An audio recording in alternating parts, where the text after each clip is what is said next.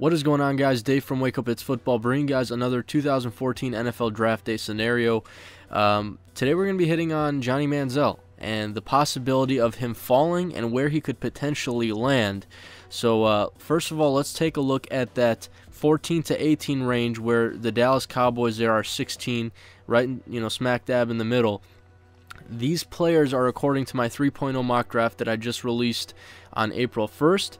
And as you see there, I currently have the Cowboys taking a defensive end in Coney Ely. Now, let's hypothetically say that Johnny Manziel does not go in the top 10 like everyone expects him to. Let's say he falls. Where does he fall? Who decides to maybe take draft him? What about the Dallas Cowboys? What if the Dallas Cowboys decide to draft Johnny Manziel to sit behind Tony Romo? Now, before you guys start, this is a stupid idea, let me show you guys something. Here are the three quarterbacks on the Cowboys roster. As you see there, Tony Romo, Kyle Orton, and Brandon Weeden. Let's take a look at their age. Tony Romo's 33 years of age, Kyle Orton's 31, Brandon Weeden's 30. All these guys are in their 30s. They don't have a young quarterback on the roster. And as we know, Tony Romo has been able to win games for the Dallas Cowboys. He just can't get them into the playoffs. Say what you want about Romo, he chokes in the fourth quarter. That's just me. He cannot, hold on to the ball, maintain the ball. He'll throw interceptions in crucial moments. And for whatever reason, he just can't win games when you need him to win games. He can go 8-6. But the last two games of the season, the most two important games of the season where, that division is usually won with the 9-7 or 10-6 record, Tony Romo can't win those games. Is it time to bring in somebody new, sit behind Romo and learn? Potentially. Now let's take a look at the cap hits. This year, they're doable, especially for Romo. $11.7 million in 2014. Kyle Orton, in my opinion, is a very expensive backup in $4.3 million. And then you have Brandon Weeden at $570,000. This is where it gets interesting. In 2015, Tony Romo has a cap hit of $27.7 million.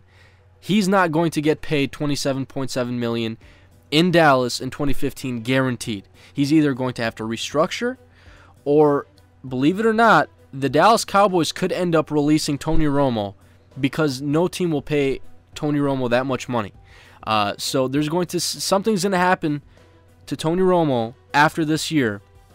With the Dallas Cowboys. Again, Kyle Orton could be potentially one of those guys who ends up getting released. Very expensive backup, $4.6 million. I couldn't see that happening. To be honest, I can't see $4.3 million happening.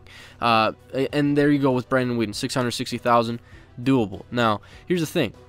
If you have a guy like Johnny Manziel on the roster, a guy with a lot of supposed talent and potential, do you sit him behind Tony Romo and let him learn for a season?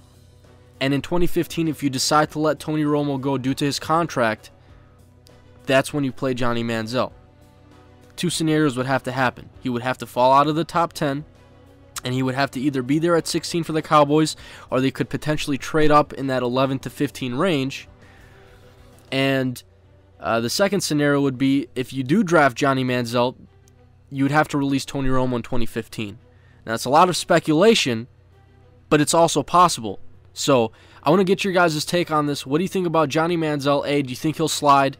B, if he does slide, do you think it's a good landing spot for him to stay in Texas and get drafted by the Dallas Cowboys? Let me know what you guys think. Throw your comments down below in the comment box. And if you like this video, feel free to subscribe, like, comment, all that good stuff. But that is my 2014 draft day scenario. I should be bringing you guys a couple more as the days go on here. So, that's all I got for you guys today. I'm out.